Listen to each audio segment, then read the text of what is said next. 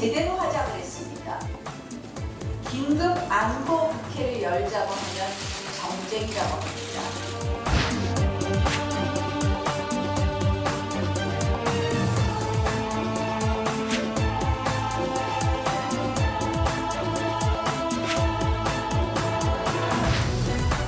주권자한테 안보에 가장 큰 위협이라고 얘기한다는 게 상식적으로 있을 수가 있습니까? 안 되는 일은 가만히 없기를 바랍니다.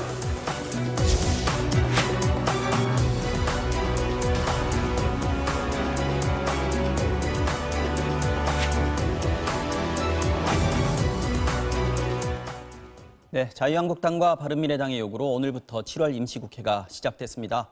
하지만 여야가 추경 처리 안보국회로 첨예하게 맞서면서 구체적인 의사 일정에는 합의하지 못해서 시작부터 개점 휴업입니다.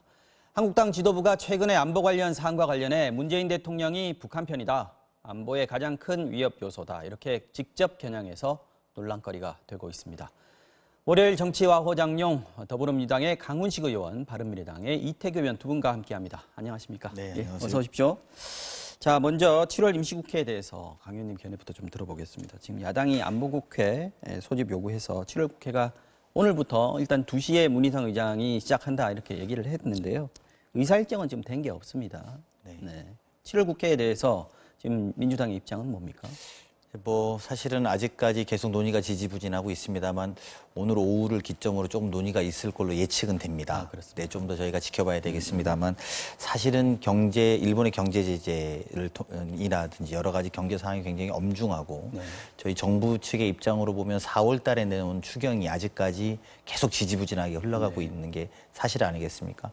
특히나 이 직전에 있었던 6월 국회를 합의할 때 당시에 나경원 원내대표나 제1야당의 흐름들은 마치 이제 합의가 되면 저희는 추경은 통과시킬 걸로 예측은 했습니다만 조건이 계속 달리면서 결국 그때도 추경을 통과하지 못하고 이번에 또 다른 명분으로 추경을 이야기했습니다. 근데 이제 오늘이나 내일 멀지 않은 시간에 뭔가 좀 결과를 예측해보고 있고요. 그리고 일단은 지금 상황에서는 여야 할 것 없이 국민들의 지탄을 많이 받고 있는 지점이라서 이게 국회 내의 문제도 문제지만 국민으로부터 좀 명분이 있는 행보 또 명분 있는 합의를 낼 때가 되지 않았나 조심스럽게 생각합니다. 지난번에 6월 임시국회 겨우 열었는데 진짜 빈손국회로 끝났고 이번에 이제 7월 임시국회를 열겠다라고 얘기를 하고 있는데 의사일정 협의가 지금 안 되고 있습니다. 지금 누가 잘못하는 거라고 보십니까? 저는 여야 모두의 책임이 있다고 생각을 합니다. 그래서 야당의 입장에서 물론 이제 지난주에 그 독도 영공을 중심으로 한 어떤 그 열강들의 각축전 뭐 이런 부분에 이제 안보에 대한 상당한 불안감이 있었던 건 사실이고 그렇다고 해서 이제 안보 국회를 소집을 했는데 저는 그건 뭐 야당으로 당연한 요구고 또 국회가 이거를 가만히 두고 봐서는 안 된다고 생각을 합니다. 그렇지만 이것이 단순히 하나의 안보 국회만이다. 이렇게 단정져서는 안 된다는 생각이 들고요. 이미 6월 달에 아무것도 저희가 하지를 못했기 때문에 이번에 연다면 이게 추경을 포함해서 다른 민생 법안이나 이 부분 다 다뤄서 처리해야 된다고 생각이 들거든요. 그런 쪽에서 저는 원칙대로 지금 국정 현안 쌓여 있는 부분을 다 순차적으로 처리해 나가자. 이런 쪽에 대해서 여야가 저는 정치력을 발휘해야 된다. 저는 그리고 금방 강훈식 의원 말씀하셨지만 이제 그런 부분에 대해서 더 이상 이제 이걸 계속해서 이렇게 국회를 놀기에는 정말 국민의 따가운 시선을 피하기가 더 이상 어렵다. 그래서 여야도 여기에 대해서 어느 정도 이제 의견 접근을 상호 좀 양보해 가면서 의견을 좀 좁혀갈 수 있지 않겠는가 이런 좀 기대를 좀 갖고 있습니다. 좀 잘 될 거라고 보시는 건가요, 지금?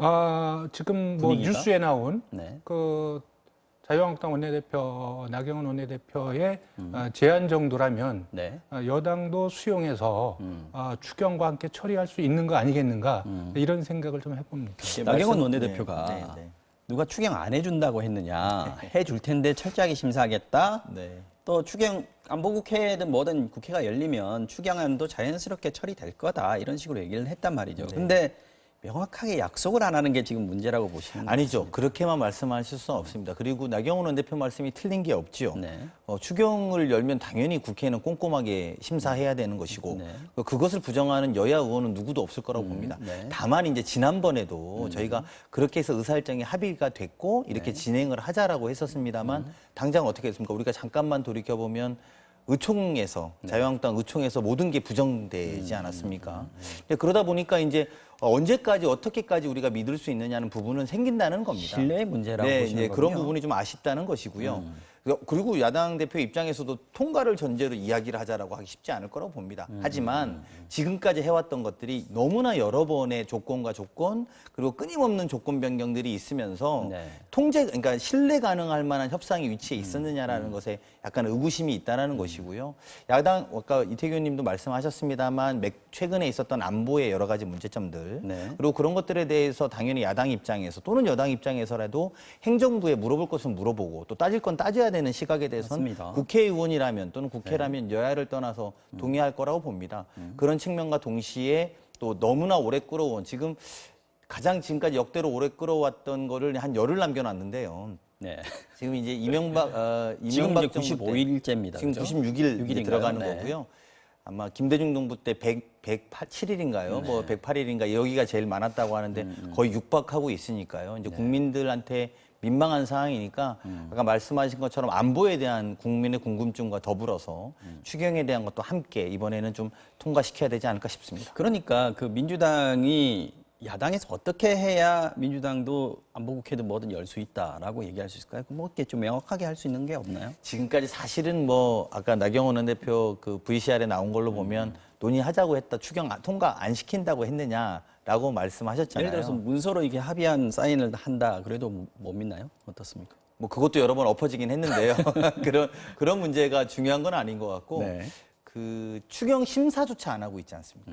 우리가 지난 얼마 전에 끝난 국회에서 추경 심사가 아시겠습니다만 심사 중단을 선언했습니다. 그렇습니다. 지금. 예결위원장이 제1야당이신데 김재원 예결위원장. 예, 추경 심사를 중간에 포기 선언을 하셨단 말입니다. 이런 것들은 실제 추경을 심사 자체를 해놓고 통과시키는 마지막의 문제는 원내대표의 협상에 일임을 해서 추진한다면 보다 좀 국민들이 납득하기 어려운데 심사 중간에 안 하겠다라고 이렇게 이야기하면 저희로서는 추경을 하겠다는 건지 안 하겠다는 것이에 대해서 난망할 수 있는 지점이라고 생각합니다. 이태규 의원께서는 뭐 이 자리에 와서 계속 얘기하셨습니다. 평소 지론이신 것 같습니다. 추경안도 빨리 해야 되고 그리고 국회 야당이 요구하는 국회들도 당연히 절차상으로 열어야 되는 게 당연하다라고 얘기를 하셨는데 지금 이 문제를 풀기 위해서 아까 신뢰 문제 얘기하셨거든요. 조금 뭐 좀 획기적인 방법이 없겠습니까? 저는 여전히 뭐 금방 결국 이제 신뢰에 관한 문제라고 봅니다. 결국 이제 두 큰 양당이 상대에 대한 어떤 근본적인 어떤 불신, 네. 또 여기에 또 기본적으로 좀 적대감이 깔려 있고요. 이것이 이제 총선의 어떤 기싸움까지 이게 복합적으로 얽매여 가지고 그 문제를 조금 복잡하게 만들고 양당의 정치 협상력을 근본적으로 지금 떨어뜨리고 있다.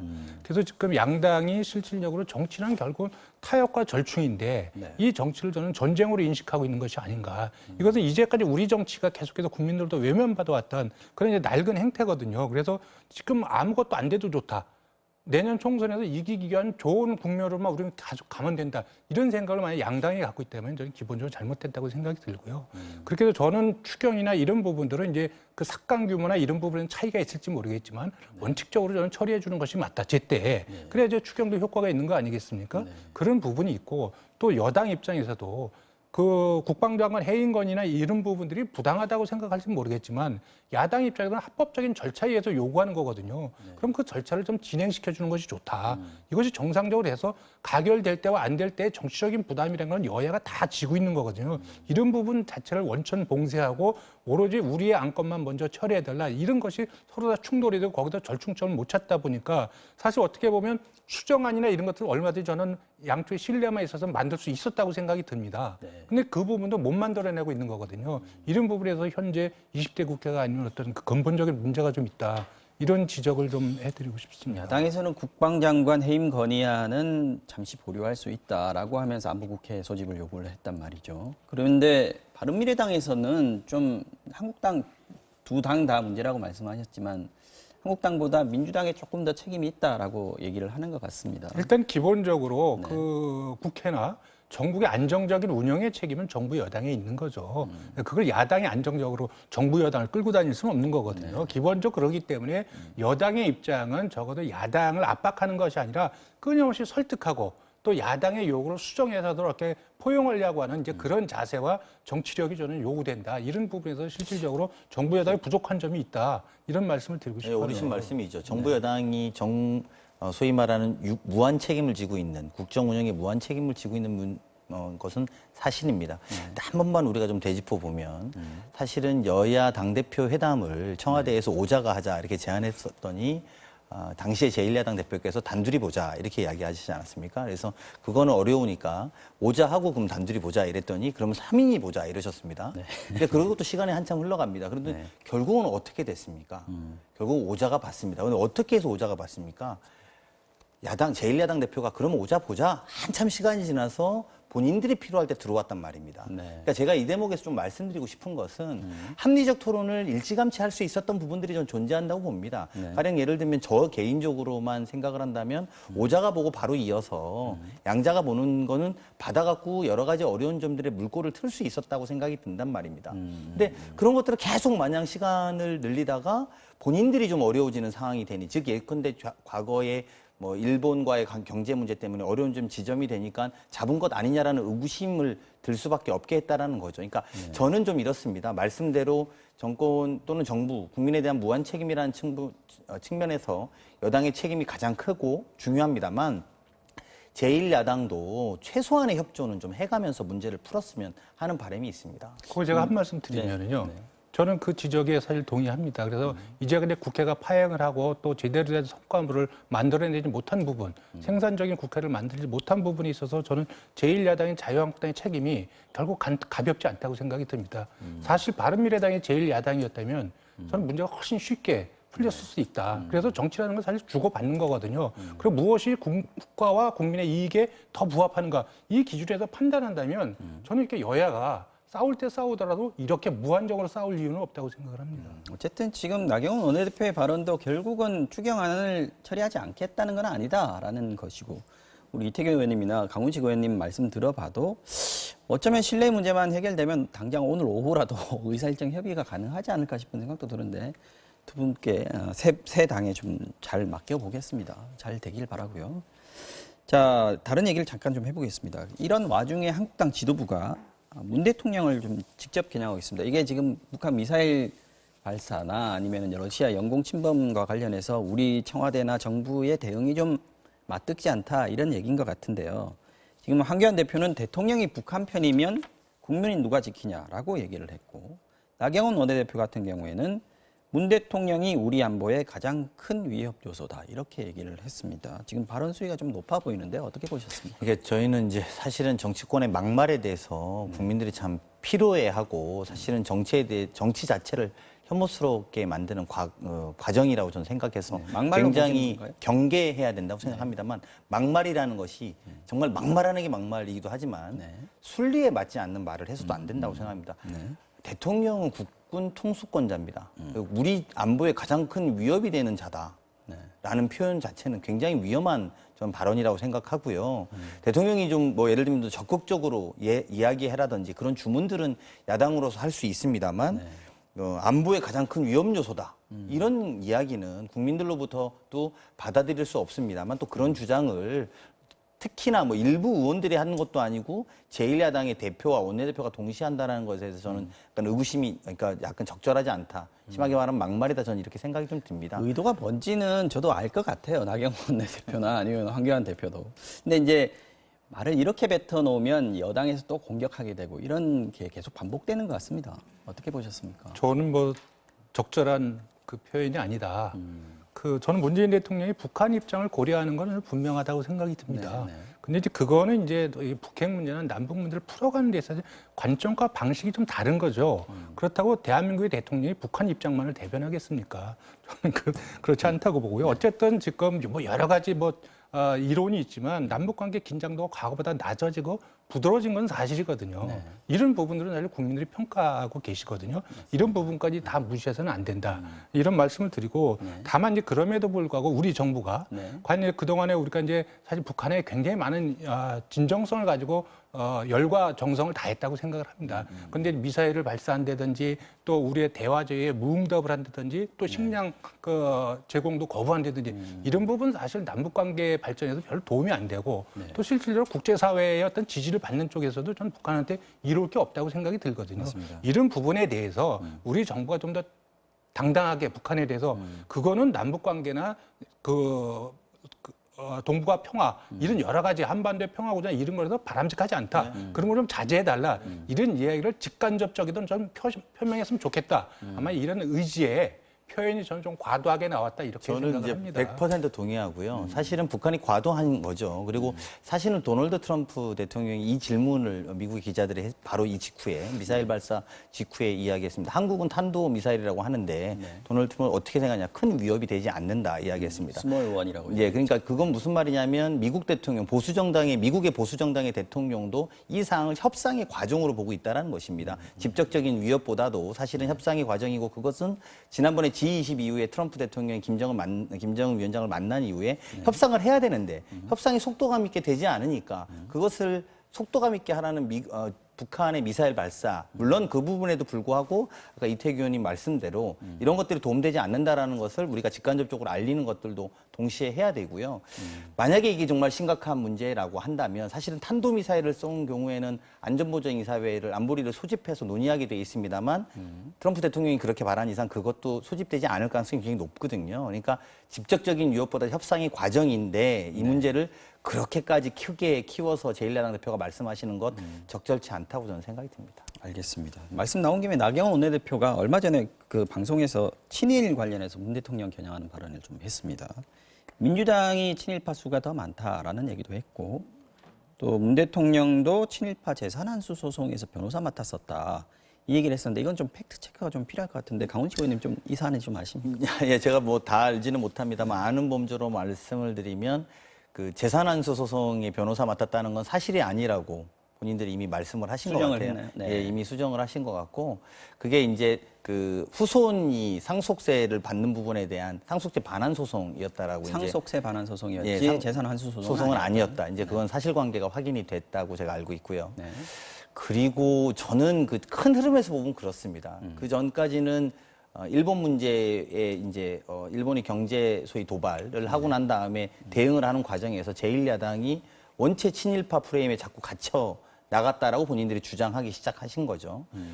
저는 그 대목입니다. 바로 그 대목이 좀 심하게 좀 굳이 불필요한 이야기를 하면서 지금은 있다? 대통령도 친일했다. 민주당 의원들이 더 친일 의원이 많다라는 식의 확인되지 않은 이야기 하지 말고 그냥 확인하고 발표하시면 될 것 같고요. 그래서 저는 이거는 뭐 범국민적으로 친일 물타기 하는 것 아니면 왜 이렇게까지 여기저기 다 친일이라고 이야기하냐. 오히려 지금은 일본의 경제 도발에 우리가 단호하게 대응하고 여야가 함께 힘을 합쳐서 싸울 건 싸우고 또 이견에 대해서는 집중적으로 토론하자고 이야기를 하는 것이 제1야당다움이라고 저는 생각이 듭니다. 그래서 그런 문제를 누구 대통령을 공격하는 소재라거나 또는 여당의 의원들의 알 수 없는 10명이 넘는다. 뭐 이런 식의 공격으로는 넘어가지 못할 거라는 이야기를 좀 분명히 드리고 싶습니다. 시작은 이제 보통 많은 사람들이 알고 있기로는 민주당이나 뭐 조국 수석이나 이런 분들이 한국당이나 일부 언론에 대해서 친일 프레임을 씌웠다라고 생각하는 분들이 많이 있거든요. 근데 지금 강훈식 의원 말씀하시는 거는 친일 물타기 하지 말라 이렇게 얘기하시는데 지금 여야 모두 다 지금 친일을 얘기하고 있습니다. 저는 그런 측면은 조금 잘못됐다고 생각을 합니다. 그래서 지금 이제 일본 그 아베 정부의 어떤 그 치졸한 경제 보복에 대해서 대한민국 국민이라면 누구나 다 분노하고 거기다 반대하는 분명한 입장을 갖고 있습니다. 그리고 자발적으로 이제 불매 운동도 일어나고 있고요. 그런데 이제 그거는 저는 시민사회나 국민들이 자발적으로 일어나는 부분인데 만약에 정부 당국자들이 여기에 편승해서 올라타거나 아니면 거기에 대해서 무슨 친일 반일 구도를 만들려고 하는 이런 부분의 어떤 행동이 있다면 굉장히 잘못됐다고 보고 이건 반드시 고쳐져야 된다고 생각이 듭니다. 그렇다고 얘기해서 거기서도 반대되는 어떤 그 정당의 입장에서 상대당에 대해서 친일 세력이 있네 없네 지금 대한민국 국회의원 중에도 친일 행동을 한 정말로 나라 국익을 해쳐가면서 친일 행동을 국회의원이 있습니까? 없지 않습니까? 그건 이제 과거의 일이고 과거에 본인이 아닌 어떤 그 가족이나 어떤 그 위에 부모 아니면 또 그 할아버지 뭐 그 선대의 일일 텐데 이거는 또 10연자제거든요. 네. 그걸 가지고 현재 국회의원을 저는 재단하고 평가해서는 안 된다. 그래서 여야가 이런 부분에서는 굉장히 냉정하고 이것이 과연 그 일본이 봤을 적에 대한민국을 어떻게 보겠습니까? 저는 이런 논의 자체를 저는 빨리 중단을 시키고 강훈식 의원 말씀하셨지만 우리가 여야가 합심해서 당당하게 대응하고 또 외교적으로 뒤로 풀 거 노력하고 뭐 이렇게 하는 노력을 하다 보면 저희가 원하는 국익을 지켜나갈 수 있지 않겠는가 이렇게 생각하고 있습니다. 지금 상황에 맞는 대책과 대안을 어떤 식으로 정치권이 내놓을 수 있을 것인가 여기에 좀 더 집중해 보자라는 말씀이신 것 같고요.